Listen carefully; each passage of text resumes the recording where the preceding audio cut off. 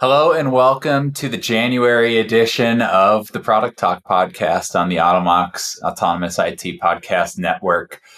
Today, we're going to dive deep into some of the stuff that you've probably seen some buzz around in the last month or so. We're going to be talking about some backend improvements to the Automox agent. So a totally reimagined Automox agent with Fast Agent. We're also going to be talking about some front-end and user-facing improvements with the agent to improve the end-user experience there, and also some work that we're doing to get you better vulnerability data to help you get in front of threat actors. I'm Peter Pflaster with my co-host here, Steph from the product team. Let's go ahead and dive in.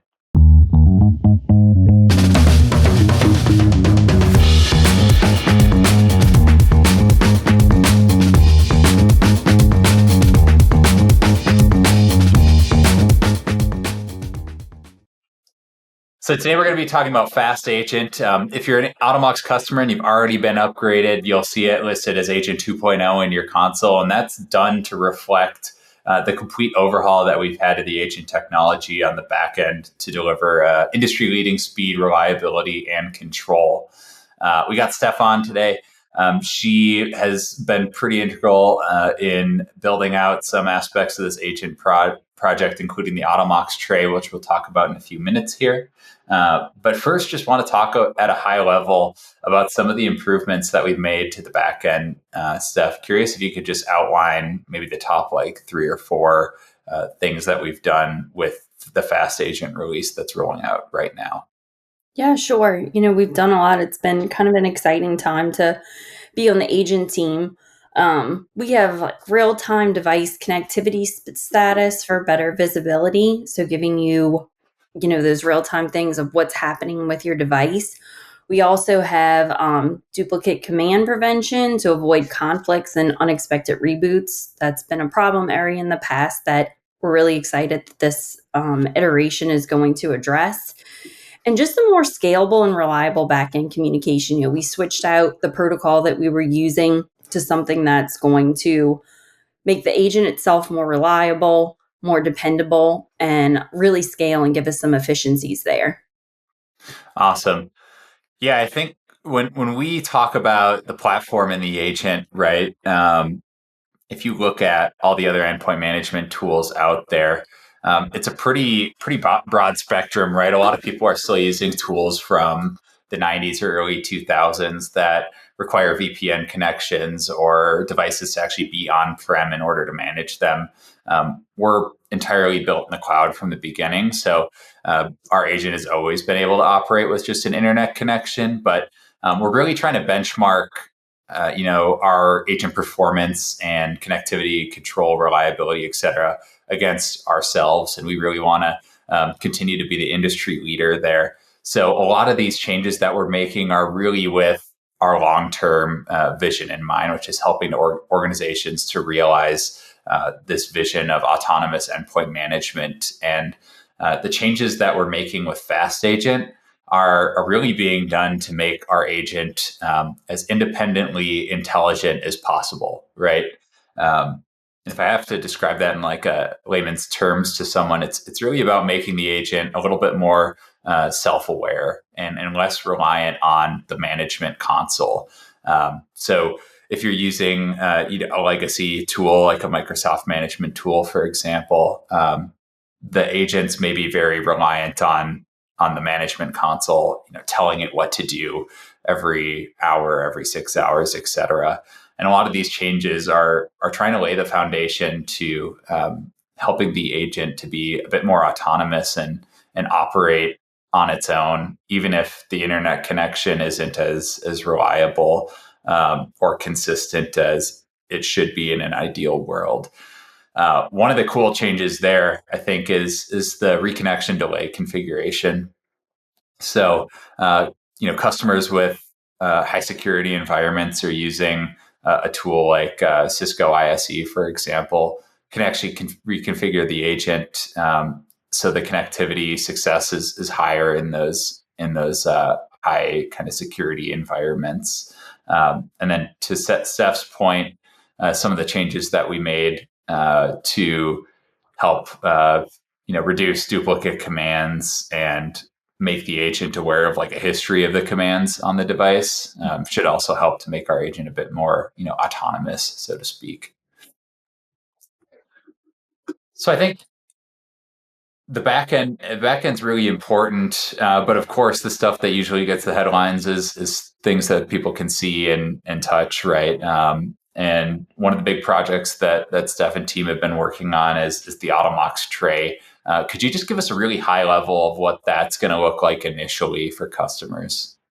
Yeah, sure. So the tray is our conduit kind of to the end user. So we are going to completely overhaul the end user notifications that we have today. We moved to this persistent tray. And I think one of the really important things that it's going to feature right off the bat is a deadline based approach as opposed to the deferrals, so that the end user just has a really clear idea of what action they need to perform and when, and then giving them that flexibility to do that at a time that works for them. You can see the deadline at any time that the IT admin sets for the policy window. The end user can go in and perform those actions, and kind of eliminating this unexpected reboots or having to reboot at a time, sorry, before a meeting, but you've used up your last deferral. So that's really the use case that we've targeted at the beginning of this, and that the first iteration of the tray kind of aims to solve. But beyond that, we have a whole vision for like what this could turn into. You're going to see things like allowing custom branding, things like that, your company's logo, any kind of messaging you want to put in there. The ability to be more transparent to the end user is like a big use case that we've heard, showing what updates are being installed and letting them know what's actually happening behind the scenes, and then all the way to just self-service, being able to install software and things like that, being able to report an issue directly from the tray. Hey, I have an issue, report it. We can collect all that data in the background, and we have that. So the tray, the first part of it really solves for some pain points around more flexibility when it comes to reboots, knowing when those kind of things have to happen. But the end vision is like much greater. And this is just kind of our first step at that. And you'll see us working throughout the year to make the tray even more useful to the IT admins and to the end user themselves. So we're really excited about this initiative. Excellent. Yeah, that's really exciting. Will this be for just certain devices, or will it cover both Windows and Mac? So this is going to cover both Windows and Mac. So we'll have kind of comprehensive coverage there across those two operating systems. And anything that we release for Mac will release in tandem with Windows. Awesome. Yeah, I think one of the trends that we've seen is as the modern workforce becomes more tech savvy, they're demanding a bit more information from IT, and it's pretty exciting that we're releasing kind of this modernized Automox tray to improve folks' digital experience, while also helping IT to meet all those SLAs that they're probably obligated to meet, either from an external compliance perspective or within their own corporate organization. Yeah, like you said, it's kind of a shift. Even from when I first started here, when we first kind of delved into this, it was, the end user doesn't need to know about us and we're super invisible to them. And then the more research we did, the more we found like that's actually not what the market is demanding and what our customers are wanting. They want that increased visibility. They want to know what updates are being installed and things like that. So it's a shift, and we're excited to kind of, get ahead of it, so to speak, and have this functionality. Yeah, I the great thing about this, talking to a lot of IT administrators, they want to be able to get as much done as possible, right? And when they have to take out a band time to go and help an end user with something, or Yep. communicate reboots or required patches via email, I mean, that's a lot of extra time. And this is really a lot more automated approach, it seems like, right? Like our notification system already works like this, but with the modernized UI, it'll basically show reboot notifications just based on the patch policies that have already been configured by administrators. So there's really no additional administrative overhead. Yeah. This should greatly reduce the back and forth that the IT admin has right now with their end users. That's definitely one of the goals, and something that I really think we'll accomplish with this release, even just with the first release, you know? Sweet. Yeah, really excited to see that come out, and then obviously all the planned work after that to start to make that the real hub for end users Yeah. and managing digital experience of Automox. That's going to be really exciting. I'm sure we'll have more in future podcasts on that as well. Um, Yes, I think that really sums up at a high level a lot of the agent enhancements. Like I said, there's a lot of announcements coming out from our side. By the time you're listening to this, you probably will have seen the announcements for everything we're talking about today. If you're a customer or prospect, we also send out newsletter emails where we talk about things that we've built or are about to release. So that's another really great source if you don't regularly listen to the podcast, if you can tune into those newsletters. Um, so a ton of great improvements there. Like I said, ultimately just making the agent more reliable, less required effort from the administrator to keep things running smoothly, and then getting better patch compliance ultimately through the Automox tray is going to be huge. The other thing that I want to talk about is actually in a similar vein to getting better patch compliance, and that's a problem that we've started to observe really over the last year, honestly, but it's kind of compounded. I'm a bit surprised that it's gone on this long, but NVD is well over 30,000 CVEs behind in actually adding additional context to those vulnerabilities. Um, we're probably not going to talk about the why behind that or what our theories are there, but the effect on administrators and IT teams is the same regardless of the reason. They're 30,000 CVEs behind. That makes it hard for IT and security to take a risk-based vulnerability management approach. So what we have done and what we're releasing very soon here is enhanced CVE coverage. So initially, that's going to be with better CVE data, so severity data context for CentOS and Amazon Linux, and then we'll eventually expand to 6 more flavors of Linux in addition to what we already have robust coverage for today. So I think Oracle Linux, Alma, Fedora, Or SUSE as well are all going to be getting enhanced data, and really we're just trying to help teams to better understand what they need to fix, especially folks that are running severity based patch policies. So I guess I'm curious, Steph, if you could kind of talk about, obviously we've got what's coming very soon, which is the enhanced data from that side, but I think this is just the beginning for us. And if you could kind of talk a little bit about how we're getting that data, yeah. today, and then what the future vision could look like there. We're super excited to partner with VulnCheck. So where we're starting with is our Linux coverage, and kind of like Peter said, we're going to round out coverage so we fully support all the distros that our customers are using. And that in of itself is exciting, but we're also going to get more comprehensive coverage for Mac. We'll get more details than we have today, and like Peter alluded to, you have the problem with NVD on like the speed at which they're getting the vulnerabilities.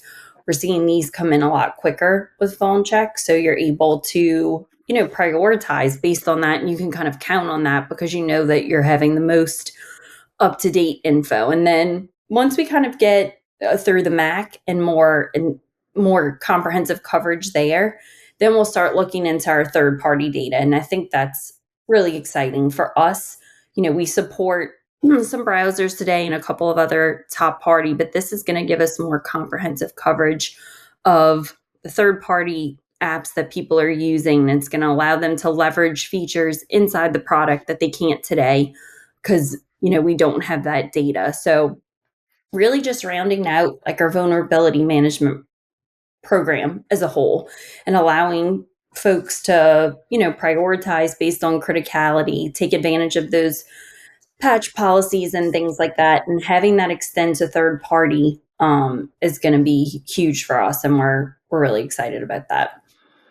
Yeah, I think what I'm most excited for, apart from continuing to expand that data across everything that we already cover from a patch perspective today, is just kind of benchmarking against ourselves once again, right? So we talked about with the agent how we're really trying to improve, what we already do today, rather than comparing it to the industry and just being satisfied with comparing to legacy tools. But for us, partnering with VulnCheck was huge, because with the vulnerability data from VulnCheck, businesses should be able to prioritize CVEs on average 14 days faster than if they were using the NIST NVD data, which is sort of what most of the other market does today.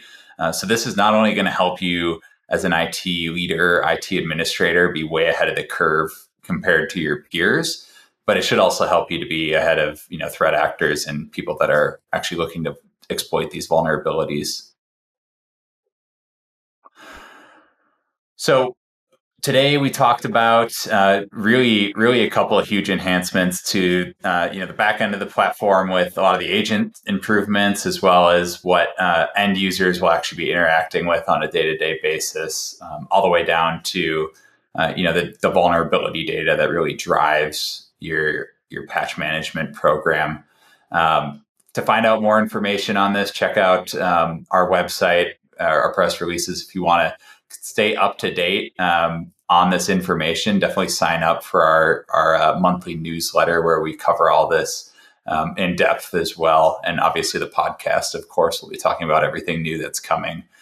We have a lot of exciting stuff coming down the pike. So Steph and I will be on every month, getting you the latest on what's coming and what's just been released. Thanks everybody for listening. We'll be back next month with a ton of new updates. Looking forward to it. Hope you all have a great February.